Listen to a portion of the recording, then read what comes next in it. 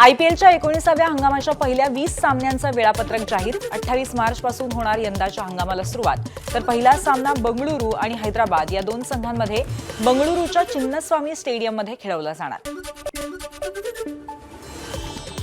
एनसीईआरटीच्या इयत्ता 8वीच्या पुस्तकामध्ये न्यायपालिकेतील भ्रष्टाचाराबाबत धडा होता. त्याबाबत एनसीईआरटीनं सुप्रीम कोर्टामध्ये मागितलेली माफी कोर्टानं स्वीकारली आहे. तसंच उलटसुलट माहिती पसरवणाऱ्यांचा शोध घेऊन कठोर कारवाई करण्याचे कोर्टाचे निर्देश. कोकण रेल्वेच्या दुपदरीकरणाचा प्रश्न कधी सुटणार? खासदार रवींद्र वायकरांचा संसदेत सवाल. तर दुपदरीकरण करण्याच्या कामासाठी कर्नाटक आणि केरळ सरकारकडनं सहकार्य आवश्यक असल्याची रेल्वे मंत्री अश्विनी वैष्णव यांची प्रतिक्रिया. महादेव मुंडे हत्या प्रकरणामध्ये गोट्या गीतेस सापडत नाही तोपर्यंत तपास पुढे जाणार नाही. महादेव मुंडेंच्या पत्नी ज्ञानेश्वरी मुंडे यांचं वक्तव्य. तर आपल्याला न्याय मिळेल असं वाटत नाही असं म्हणत मुंडेंना अश्रू अनावर. साताऱ्याच्या फलटण तालुक्यातील विडणी गावाच्या शिक्षकाचा भोंगळ कारभार. 10वीच्या बोर्डाचा पेपर तपासायला घेतली 6वीच्या विद्यार्थिनीची मदत. वैभव शेंडे नावाच्या शिक्षकाचा प्रताप. धक्कादायक घटना कॅमेऱ्यात कैद. मुंबईतल्या परेलमधील लोधा इमारतीजवळ शोरमा स्टॉल लावण्यावरनं वाद. गुजराती रहिवाशांचा परिसरात स्टॉल लावायला विरोध.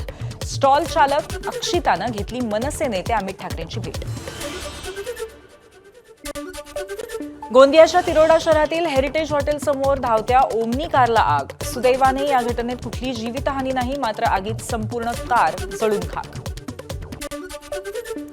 नाशिकमध्ये 10वीच्या विद्यार्थ्यावरती प्राणघातक हल्ला. परीक्षा देऊन बाहेर पडताच 10 ते 15 जणांनी हल्ला केला. या घटनेमध्ये विद्यार्थी गंभीर जखमी झालाय आणि हल्ल्यामागचं कारण अस्पष्ट आहे. तर पोलिसांकडनं घटनेचा तपास सुरू आहे. गोंदियाच्या सौंदड गावातील रुग्णालयामध्ये वेळेत ऑक्सिजन न मिळाल्यामुळे 2 मुलांचा मृत्यू झाला होता.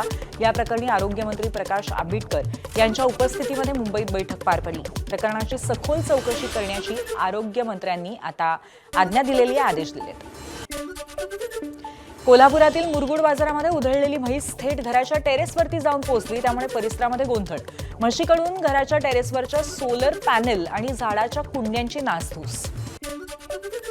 अमेरिका, इस्रायल आणि इराण युद्धाचा राज्यातल्या शेतकऱ्यांना फटका. परदेशामध्ये निर्यात होत नसल्यामुळे कल्याणमधील कृषी उत्पन्न बाजार समितीमध्ये शेतमालाची आवक वाढली. फळ आणि भाज्यांचे दर घसरले. व्यापारी आणि शेतकरी चिंतेत.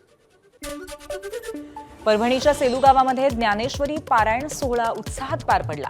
गावातील केशवराज बाबासाहेब महाराज मंदिरापासून माऊलींची भव्य शोभायात्रा काढण्यात आली. या यात्रेला भाविकांनी मोठ्या संख्येनं उपस्थिती लावली होती. एबीपी माझा, उघडा डोळे बघा नीट.